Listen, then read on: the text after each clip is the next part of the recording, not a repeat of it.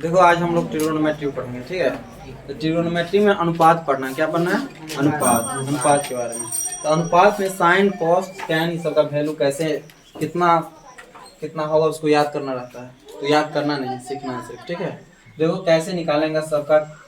Sign 30 zero का 30 का 45 से 60 90 सब को निकाल के दिखाना है कैसे निकालना है, ठीक है।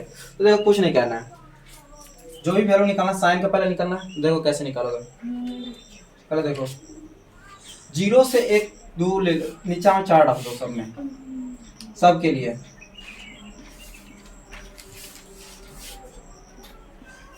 सामने सामने दिख रहा है, समझ में आएगा है।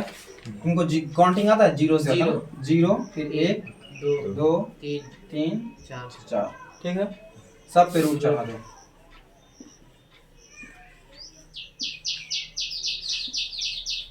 हो गया। 4 में अगर 4 से 0 में भाग देंगे तो 0 आ जाएगा। कितना आ जाएगा? 0, ठीक है। तो 0 हो गया, कोई दिक्कत नहीं। 1/4 को रूट में से 1 तो निकल ही जाएगा। हाँ। 2 और 2 भी, 2 का स्क्वायर है 4, यहाँ से 2 निकल जाएगा, ठीक है। तो देखो यहाँ पे 0 आया तो साइन 0 0 हो जाएगा। साइन 0 0, साइन 30 1/2, ठीक है। फिर देखो यहाँ से 2 दूना 4, चलो ऊपर 1 है तो 1 निकल जाएगा, रूट 2 तो निकलने वाला है तो रूट में 2 हो जाएगा। साइन 45 कितना हो जाएगा? 1/√2, ठीक है। इसके बाद देख लो यहाँ पे भी कटने वाला नहीं है तो √3 तो निकलेगा नहीं, तो इसे रह जाएगा 4 निकल जाएगा। तो 4 निकलेगा कितना? 2 हो जाएगा। तो साइन 60 का वैल्यू कितना हो जाएगा? √3/2, ठीक है। अब 4 से 4 कट गया, 4 से 4 कट गया तो इससे बाहर निकलेगा कितना? 1। साइन 90 का वैल्यू 1, ठीक है। और cos जस्ट उल्टा हो जाता है। cos में क्या करना? उल्टा देना सिर्फ। इसको एक लाइन से इधर ले आओ तो 1 को यहाँ लिख लोगे, cos 0 1 हो जाएगा। इसका ये है √3/2, तो cos 13 का कितना? √3/2, फिर 45 बीच में ही आ जाता है 1/√2, ठीक है। फिर इसका ये आ जाएगा और इसका ये, ठीक है। कोई दिक्कत? साइन को हम यहाँ से निकाल लिए हैं, ठीक है। cos को हम उल्टा दिए, सिर्फ हो गया, ठीक है। अब tan क्या होता है? tan को देख लो गौर से क्या होता है। tan जो होता है, tan थीटा होता है sin थीटा बटा cos थीटा। यहाँ देख लो, tan थीटा जो बराबर जो होता है sin थीटा बटा cos थीटा, ठीक है। तो sin ऊपर tan नीचे, तो सबको बट्टे में कर दो। तो 0/1 कितना? 0, ठीक है।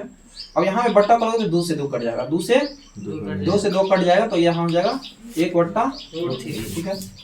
यहाँ पे बटा करोगे तो पूरा कट जाएगा तो इसका वैल्यू कितना हो जाएगा? 1। यहाँ पे बटा करोगे 2 से 2 कट जाएगा, कितना है? √3।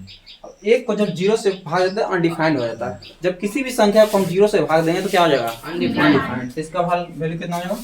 अनडिफाइंड, ठीक है। और परिभाषित जिसको बोलते हैं, ठीक है। हो गया। अब देखो cos1 क्या होता है? cos1 जो होता है cos1 थीटा बराबर 1/sin थीटा, क्या था? 1/sin theta. तो 1 में 0 कर दो तो 1/0 क्या होता है? अभी बताए थे अनडिफाइंड होता है। क्या होता है? cos1 का वैल्यू अनडिफाइंड हो गया। अब 1/0 हो गया, फिर आप 0 दे दिए, अब देंगे इतना 1/2, तो 2 ऊपर चला जाएगा तो इसका वैल्यू कितना आ जाएगा? 2। cos1 30 का वैल्यू 2, ठीक है। अब देंगे 1/√2, 1/2 दे दें तो √2 ऊपर आ जाएगा, ठीक है। तो इसका वैल्यू कितना आ गया? 2। अब देंगे √3/2, ठीक है। तो जब भी ये दोगे तो ऊपर आ जाएगा, तो 2 बटा क्या हो जाएगा? √3। तो इसका वैल्यू कितना हो गया? 2/√3। अब यहाँ पे कर दो 1/1 करो तो क्या हो जाएगा? 1। तो cos1 90 का वैल्यू हो गया 1, ठीक है। अब सेक लिखना है तो पूरा उल्टा दो, सेक को भी उल्टा देना है। इसको पहले लिख दो, फिर इसको लिख लो 2/√3, फिर √2 को लिख लो, फिर 2, फिर अनडिफाइंड, ठीक है। कॉट भी वही होता है, cos1 बटा सेक होता है, cos1 बटा सेक। जब नहीं करना है तो tan का उल्टा हो जाता है। किसका? tan का। तो tan वाला पहले लिखो, tan को लिखो अनडिफाइंड, ठीक है। फिर आता है √3 तो √3 हो जाएगा, फिर 1 आता है तो फिर 1, फिर ये आता है, फिर 0 आता है तो 0, ठीक है। चलो हो गया, समझ में आया?